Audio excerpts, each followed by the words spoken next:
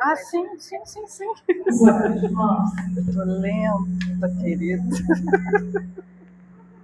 Pai, te entregamos a vida da tua serva no teu altar. Esconda ela atrás da tua cruz, Senhor, e use ela poderosamente como instrumento, como tu sempre tens usado.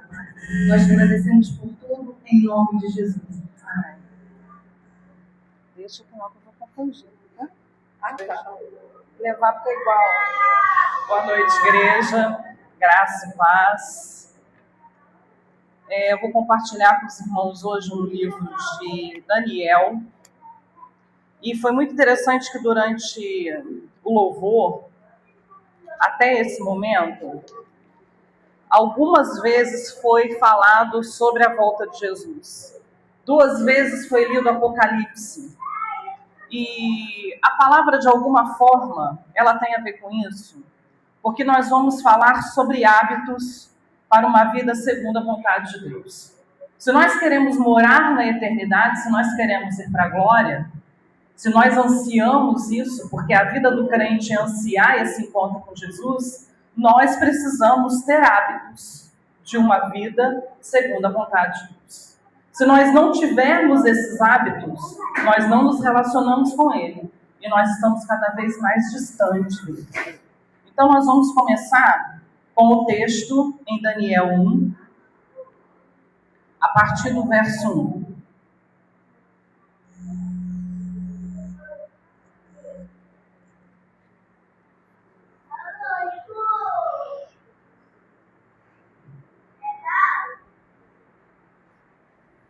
E a palavra diz assim: no ano 3º do reinado de Joaquim, rei de Judá, veio Nabucodonosor, rei de Babilônia, a Jerusalém e a sitiou. E o Senhor entregou nas mãos a Joaquim, rei de Judá, e uma parte dos utensílios da casa de Deus. E ele os levou para a terra de Sinar, para a terra do seu Deus, e pôs os utensílios na casa do tesouro do seu Deus. E disse o rei a Aspenaz, chefe dos seus eunucos, que trouxesse alguns dos filhos de Israel e da linhagem real e dos nobres, jovens em que não houvesse defeito algum, formosos de aparência, instruídos em toda a sabedoria e sábios em ciência, e entendidos no conhecimento, e que tivessem habilidade para viver no palácio do rei, a fim de que fossem ensinados nas letras e nas línguas dos caldeus. Amém, queridos? A história de Daniel é uma história muito conhecida, a história de Ananias, Misael e Azarias também. Esse início aqui mostra claramente o posicionamento deles em relação à fé, mas a gente entende que houveram 3 invasões, na verdade, a Jerusalém. E quando Nabucodonosor vai invadir, nessa primeira invasão, na primeira invasão ele vai saquear o templo, na segunda eles destroem o templo, e na terceira ele leva o que tem de melhor. Quando a gente lê o texto, a gente observa que quem foi levado não tinha defeito, era instruído, era sábio, era entendido. Então eram os melhores, aqueles que poderiam servir a Nabucodonosor no palácio. Os outros que não tinham essas características, alguns ficaram em Jerusalém no estado deplorável que estava a cidade. Mas o fato deles terem ido para lá não fez com que eles se tornassem parte daquele lugar. Porque vamos pensar sobre hábitos, que é algo que eu iniciei falando. Nós temos hábitos, nós temos rotina. E às vezes a pessoa fala assim, eu não gosto de rotina, mas rotina é o que nos mantém vivo. Nós precisamos de uma rotina, porque se a gente não tem rotina, a vida da gente é uma bagunça. Eu não posso simplesmente acordar e deixar o dia acontecer.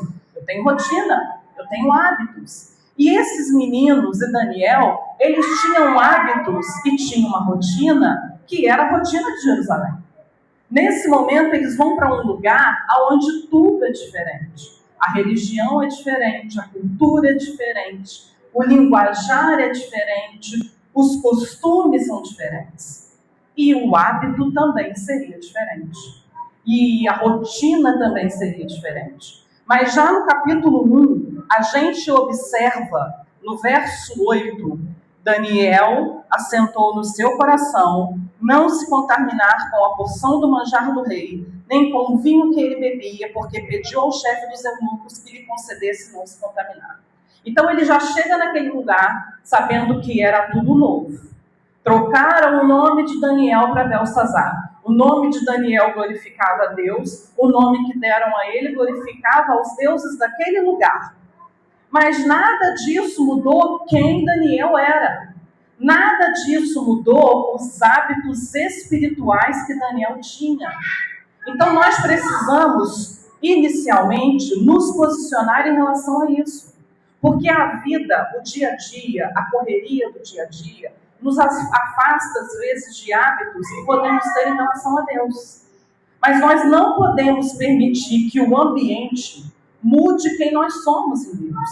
A gente não pode permitir que as circunstâncias mudem aquilo que Deus tem para nós. E é isso que nós vamos ver através da vida de Daniel. E esse Daniel que nós conhecemos, um homem extraordinário, um homem que, a partir do capítulo 7 em diante, escreve grandes profecias, um homem que venceu na cova dos leões, ele não chega na Babilônia e vai direto para a cova dos leões. Ele tem um processo. E nesse processo de vida, ele vai ter hábitos que vão fazer esse Daniel na cova dos leões vencer. Esse Daniel, a partir do capítulo 7, ter grandes revelações com Deus. Mas isso acontece porque ele teve um hábito saudável de acordo com a vontade de Deus. O primeiro hábito, muito importante nós entendermos, é nós conhecermos a nossa identidade. Nós, às vezes, perdemos a nossa identidade porque nos deixamos levar por aquilo que nós ouvimos. A irmã começou orando, pedindo para que o Senhor calasse todas as vozes. Nós cantamos isso, né? Menos a sua, menos a de Deus.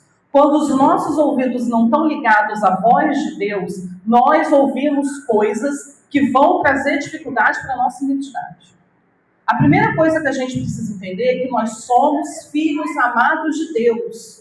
Porque a partir do momento que o Senhor nos resgatou, a partir deste dia, a partir do dia que nós declaramos publicamente, o Senhor é meu único e suficiente Salvador, naquele dia eu assumo um compromisso com Deus. Naquele dia eu me torno co-herdeiro com Cristo. Naquele dia eu me torno filho de Deus. Todos os outros títulos que você tem nessa vida, eles são provisórios e eles são passageiros. Mas filho de Deus é a única coisa que nós queremos ouvir quando nós chegarmos à eternidade. Vinde, queridos de meu Pai. Vinde, meu filho. Chegou agora o meu filho. É isso que nós queremos ouvir na eternidade. E Daniel sabia a identidade dele. Porque quando mudaram o nome dele, ele não mudou. E a gente vê o tempo todo na Bíblia que os nomes, eles indicavam a característica daquela pessoa. Mas apesar de mudarem o nome dele, porque toda vez que dizia Daniel, ele entendia, o meu nome glorifica a Deus. Todas as vezes em Jerusalém, quando diziam o nome dele, o meu nome glorifica a Deus. Mas a partir do momento que ele chega lá na Babilônia e começam a chamar ele de Belsazar, aquele nome glorificava um Deus pagão. E mesmo Daniel ouvindo isso, e sendo chamado disso, ele permaneceu na posição que ele deveria permanecer. Porque ele sabia, estão falando algo de mim que não sou eu. Não é a minha identidade. A minha identidade é Daniel. Eu sou filho do Deus Altíssimo. Então podem me chamar de qualquer coisa que eu não vou dar ouvidos a isso. Eu vou dar ouvidos àquilo que Deus fala a meu respeito. Então ele manteve a identidade dele. Ele manteve a cultura dele. Ele manteve a fé dele num ambiente religioso, onde tinham inúmeros deuses pagãos, deuses para todo gosto. Daniel permaneceu. O texto diz isso que eu li agora no 8. Ele assentou no seu coração. O que é assentar, irmãos? A gente assentou. Ele colocou uma posição do tipo, daqui eu não saio. É dessa forma que eu vou permanecer, assentando no meu coração, não me contaminar com tudo que tem nesse reino. E imaginem, irmãos, que era um reino riquíssimo. Era o lugar mais rico da época. Então Daniel tinha tudo para se perder naquele lugar. Ele estava dentro do palácio, ele não estava igual os outros cativos que foram trabalhar na Babilônia em qualquer outro lugar. Ele estava dentro do palácio. Ele tinha o que tinha de melhor para comer, para beber, para se relacionar, mas ele sabia que aquilo não fazia parte da vida dele. Ele manteve o hábito dele porque ele conhecia a identidade dele. Em Deuteronômio 7,6, tem uma palavra dada por Moisés dizendo o seguinte para o povo: tu és povo santo ao Senhor. A gente vê vários momentos no livro de Daniel, lá com Ananias, Misael e Azarias, e com Daniel também, que o posicionamento deles, as atitudes que eles tomavam em cima de palavras que Deus já tinha dado. Então Deus já tinha falado: tu és povo santo ao Senhor. Daniel sabia quem ele era. Ele sabia que ele era do povo santo do Senhor. E se ele era do povo santo do Senhor, ele não podia se misturar com aquilo que não era santo, com aquilo que era impuro. Por isso a importância de nós sabermos a nossa identidade. Quem você é? Se eu sou uma filha de Deus, eu tenho que agir como filha de Deus. Eu não posso agir como alguém comum, alguém que não tem compromisso com Deus, alguém que não está relacionado a Deus. Não, mas o meu vai aparecer ali, não vai aparecer para eles. É muita tecnologia no meio da pregação. Vamos lá. Então, ele sabia quem ele era em Cristo. Ele sabia, porque ele sabia que ele era povo santo de Deus. E se nós decidirmos que Jesus é o nosso Pai, se nós declaramos que Jesus é o nosso único e suficiente Salvador, nós nos tornamos povo de Deus. E nós precisamos nos posicionar, entender a nossa identidade e não permitir que tirem a identidade que o Senhor nos deu. É importante a gente entender que você não é o que o sistema diz a teu respeito. Você já deve ter ouvido muita coisa na vida. Eu já ouvi bastante coisa na vida. E a pessoa fala assim: não, eu só estou sendo sincero. Não, estou sendo grosso sem educação. Mas tem muita gente que não tem uma palavra de graça para te dar. Ele só tem uma palavra de dificuldade para te arriar, para te derrubar. Se você sabe quem você é, não importa o que o outro diga, porque você sabe quem você é. Se você sabe quem você é, não importam as circunstâncias. Ah, mas eu estou num momento muito difícil. A minha fé está diminuindo. Não, se eu estou num momento muito difícil, a minha fé tem que aumentar. Porque eu estou crendo que eu sozinha não dou conta. Mas eu tenho um Pai que cuida de mim. Nós precisamos entender que o nosso Pai na eternidade, ele não é como um pai terreno. Você pode ter tido um pai maravilhoso. Alguns não tiveram pai. Mas o Pai do céu, ele não tem nada a ver com o Pai terreno. Ele é perfeito. E a vontade dele sempre é melhor para nós. O segundo hábito importante que Daniel tinha, que nós precisamos ter, era o devocional diário. A gente vai ver no capítulo 6, quando Daniel tem o problema lá da cova dos leões, o que causou o problema foi o devocional de Daniel. Porque o texto diz, no verso 10, que ele orava 3 vezes no dia. E ele orava virado para Jerusalém. Então Daniel manteve um hábito independente da geografia, independente dele estar na Babilônia, independente da religião, independente dos costumes. O hábito e a rotina que ele tinha em Jerusalém, ele levou para aquele lugar. E a gente reconhece um filho de Deus, a gente conhece alguém separado por Deus, alguém que busca a santidade, quando o ambiente onde ele está muda porque ele está. E não ele muda porque o ambiente é diferente. Ah, não, eu vou mudar para eu ser aceito pelo grupo. Não, eu tenho que mudar para ser aceito por Deus. Para que lá no céu falem a meu respeito. E no inferno também, que o inferno fique preocupado quando você acorda de manhã, porque sabe que você vai destruir o inferno, que você vai trazer problema no inferno. E essa posição de Daniel, esse costume, esse hábito de Daniel, também está ligado a uma profecia. Quando Salomão ora na consagração do templo em 1 Reis 8, ele fala sobre isso. Ele fala que quando alguém estivesse longe, se estivesse cativo, e que orasse virado para Jerusalém, que o Senhor ouvisse essa oração. Então Daniel sabia a identidade dele, porque o Senhor falou através de Moisés que o povo era santo. Então ele sabia que se ele era santo, ele era separado. E portanto ele não podia ser igual aos outros, ele não podia fazer o que os outros faziam. Daniel sabia a importância de um devocional. Ele sabia a importância de orar 3 vezes ao dia virado para Jerusalém. Orar 4, orar 5, a Bíblia relata 3. Mas ele sabia que isso era importante, porque Salomão já tinha dito que quando fizessem isso, Deus ouviria a oração. E a gente vê que Daniel foi uma pessoa que passou por 3 reinados, 3 reis diferentes. E Daniel, ele foi próspero em todos os reinados que ele passou. A gente não vê em nenhum momento um rei trazendo um prejuízo para Daniel, porque quando ele vai para a Cova dos Leões, não foi o rei que fez isso. Foram as pessoas à volta dele, incomodados com a identidade dele, incomodados com o devocional diário dele, incomodados porque Daniel não mudou. Mesmo mudando o nome dele, ele não mudou. Então, o hábito de prática devocional. Irmãos, nós precisamos entender que a vida em Deus não é um evento. Nós tivemos um culto de mulheres aqui, que foi uma bênção aquele culto. Eu até comentei com o pastor sobre isso.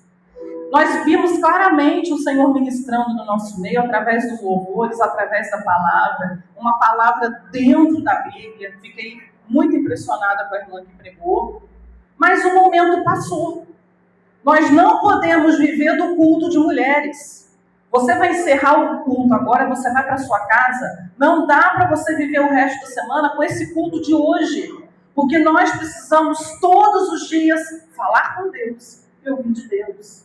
Então domingo a gente está aqui de novo para ser cheio novamente, para aguentar o início da semana. Na quarta-feira eu volto para ser cheio de novo. Nós não vivemos da emoção do momento.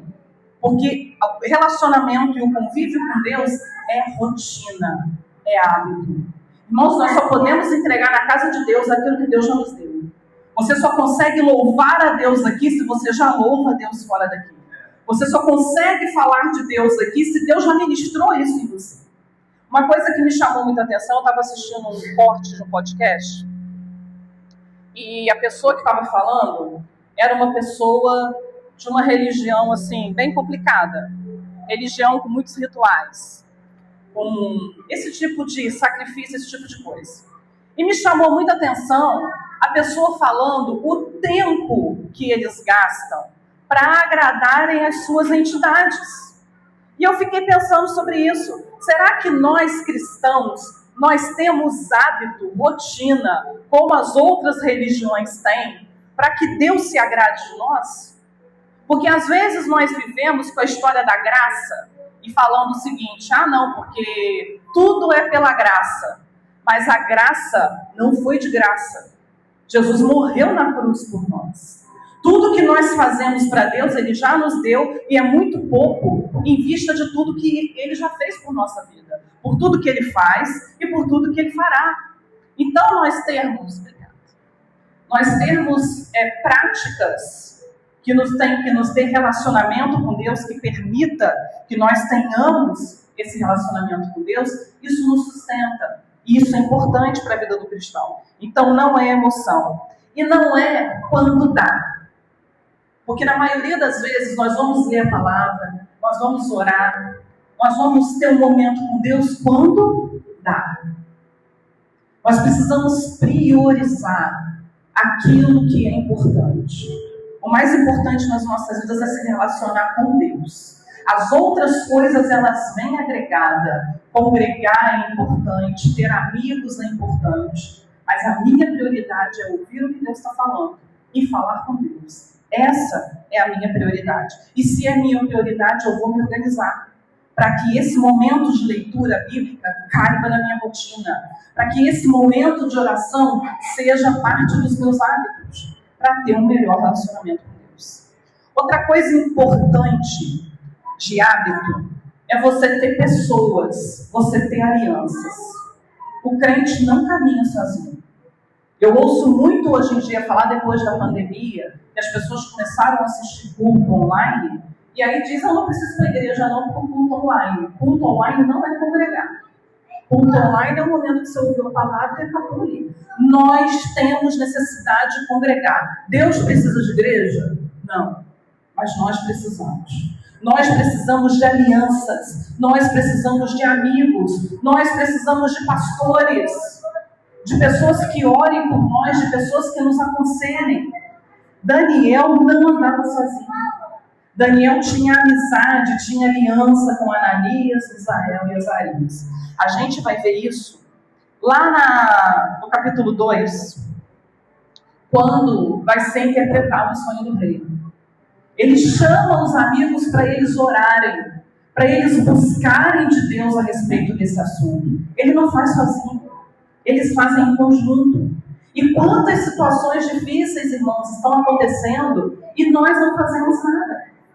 E não é só dentro da igreja, não, situações à nossa volta. Nós sabemos que está em dificuldade, nós vamos reunir, vamos orar. Teve um dia que eu vim no culto aqui, eu não me lembro que dia foi, porque eu vou em tanto culto aqui, mas teve um momento de oração antes do culto pelas famílias.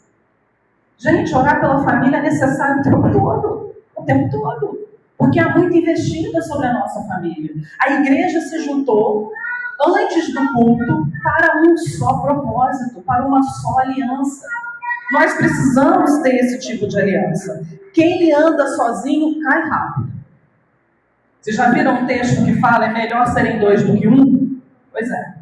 A gente não pode andar sozinho, a gente tem que andar acompanhado. Tenha pessoas que te confrontam. A gente não quer gente assim perto da gente, né? A gente quer gente que diga que tu és um homem de Deus, uma mulher de Deus. Querem pessoas que nos elogiem. Mas nós precisamos de pessoas que nos confrontem. Que chegue para nós e fale, olha, o caminho que você está andando vai dar ruim. Muda de posição, muda de atitude.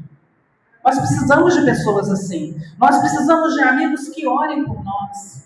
Esses dias no culto de mulheres, teve uma irmã aqui, que ela nem é aqui dessa denominação. Eu chamei ela, comentei com ela de uma situação profissional que eu estava vivendo, pedi para ela orar para mim. Todo dia ela manda mensagem para mim, estou em oração pela tua vida. Uma amiga, uma irmã em Cristo.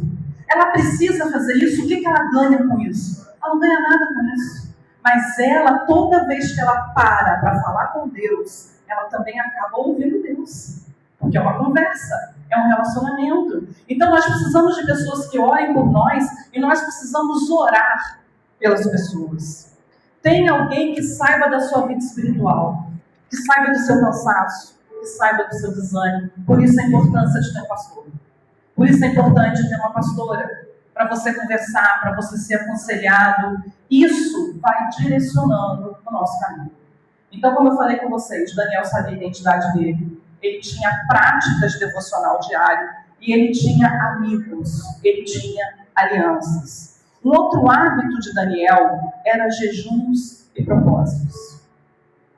E nós, de uma maneira geral, o evangelho hoje em dia abandonou um pouco isso. Por quê? Por causa da história da graça. A graça é linda, mas nós não vamos viver só disso.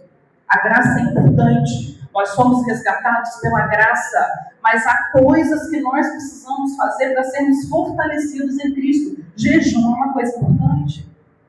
E como é difícil jejuar. E não é só ficar sem comida, não. É fazer o que o jejum requer de nós. Porque o jejum requer tempo de oração. O jejum requer tempo de leitura bíblica. Não é só ficar sem comer. Ficar sem comer jejum intermitente vai emagrecer. Que é bom também, pode fazer também. Não tem problema não. Mas o jejum espiritual, ele requer outras atitudes. Isso é um hábito importante. Faça propósitos. Irmãos, as outras religiões aí, eles fazem isso o tempo todo. E nós deixamos passar. Deus sabe, você sabe o que você está fazendo? Você sabe quais as atitudes que você está tomando? Faça propósitos com Deus. Deus toca no nosso coração. Às vezes o propósito é uma oferta para a igreja. Às vezes o propósito é cuidar de alguém. Às vezes o propósito é abandonar um pouco a tecnologia para você sair desse mundo virtual e ficar no mundo real. Às vezes o propósito é falar menos. Às vezes o propósito é se ofender menos. Eu não sei. É o Senhor e você. Mas faça propósitos com Ele. Direcionar a sua vida. A gente vê aqui logo no início, no capítulo 1, Daniel fazendo um propósito, quando ele assenta no seu coração, porque se ele está comendo, não é jejum, é propósito. Ele faz um propósito aqui e ele não come todo o alimento que ele entendeu que era consagrado a ídolos. Ele só come aquilo que ele entendeu que era puro e importante para ele. Já no capítulo 10, Daniel está em jejum, porque ele precisava de uma resposta de Deus. Houve uma guerra espiritual para que ele recebesse essa mensagem. E nós, às vezes, não vencemos situações, nós não temos vitória sobre muitas coisas, porque nós estamos deixando a coisa acontecer. Nós não estamos nos posicionando. Hoje mesmo eu estava comentando isso com meu marido. E às vezes o que falta em nós é isso. É a gente jejuar mais, é orar mais, é ler mais a palavra, é ter hábitos que vão fazer diferença na nossa vida cristã. O outro hábito de Daniel era a resiliência. Ele passou por vários reinados e ele não mudou quem ele era. Ele não mudou a forma de agir. Ele manteve os seus hábitos, ele manteve a sua rotina, porque havia uma causa maior. Tudo que nós fazemos, irmãos, tem que ter um porquê. Por que eu estou hoje na igreja? É uma frase que eu já ouvi e eu repito. Que a gente tem para onde ir, mas a gente não tem para quem ir. Vocês acham que eu não tinha para onde ir? Claro que tinha. A minha casa, eu amo minha casa. Ia ficar bem lá. Mas eu não tinha para quem ir, a gente só tem para ir para Jesus. E havia uma causa maior. Jeremias profetizou que após 70 anos o cativeiro acabaria. Que Deus ia restaurar a vida deles. Então ele sabia disso. Então ele sabia que nesse período de 70 anos ele precisava permanecer. Inclusive ele ora sobre isso lá nos últimos capítulos de Daniel. Ele sabia disso. A gente observa claramente Daniel, Ananias, Misael e Azarias se movendo de acordo com a palavra de Deus, se movendo a partir das profecias que já tinham sido ditas, das profecias que eles já conheciam. Será que nós estamos nos movendo por aquilo que Deus falou? Ou nós estamos nos movendo por aquilo que está no nosso coração? Por aquilo que nos conforta, por aquilo que é agradável para nós? Porque se nós não nos movermos pelo que Deus está falando, vai dar ruim, não vai dar certo. Nós precisamos nos mover por aquilo que Deus tem falado para nós. E jejum, irmãos, não muda Deus, jejum nos muda. Porque todas as vezes que nós estamos em dificuldade, que nós sentimos fome, que nós sentimos sede, a nossa dependência de Deus aumenta. E nós precisamos ser dependentes de Deus. Toda vez que nós achamos que nós damos conta na força do nosso braço, também não dá certo. Então, ele era resiliente, ele foi perseguido, ele foi injustiçado, ele foi lançado na cova dos leões, mas ele não mudou. Ele não mudou o lugar, ele não mudou a identidade, ele não mudou a rotina, ele não mudou por causa das circunstâncias. Porque às vezes, dependendo do momento que nós estamos vivendo, a gente acha que pode fazer diferente por causa daquele momento. Não pode. A gente pode fazer aquilo que Deus permite que nós façamos. E o sétimo hábito era a perseverança em qualquer momento. Não basta a gente começar bem, a gente precisa terminar bem. Não basta só ter um chamado. Eu tinha um aluno no seminário de teologia, ele falava que o chamado laçava, não é isso? Ele falou uma vez isso na aula, eu achei muito interessante. Ele falou assim, olha, eu não aceitei o chamado, eu fui laçado pelo chamado. E é bem isso, o chamado é isso. Tem hora que a gente pergunta, mas será que eu preciso disso mesmo? Poxa, eu podia estar tranquilo, deixando o outro fazer, só que você não fica tranquilo. Quando o outro está fazendo algo que Deus chamou você para fazer, você não tem paz. Porque o chamado, ele é único e e ele é exclusivo. A gente vê claramente em todo o livro de Daniel coisas específicas acontecendo com Daniel, coisas específicas acontecendo com os amigos deles, porque eram chamados diferentes. E cada um cumpriu aquilo para o qual foi chamado. Não basta ter experiências, irmãos, nós não podemos viver de experiências. Nós precisamos viver de constância. É todo dia decidindo, é todo dia priorizando, é todo dia tendo hábitos para ter um relacionamento com Deus. Daniel não foi usado por acaso. Ele construiu uma vida baseada em hábitos espirituais. Oração, comunhão, jejum, resiliência, identidade e perseverança. O seu futuro espiritual não é decidido por momentos com Deus, mas pelos hábitos que você constrói com Ele. É isso que nos forja, é isso que nos mantém firme. É você ter relacionamento com Deus e manter esses hábitos. Gente, o culto ainda não encerrou. Eu vou passar aqui. E deve ter mais um louvor, né, pastor? Mais um momento de oração. É um momento de você colocar diante de Deus. O que você precisa que seja restaurado na tua vida? O que você precisa decidir e restaurar nos seus hábitos? Para que o seu relacionamento com Deus seja um relacionamento completo, que te mantenha e que te sustente. Que Deus abençoe vocês.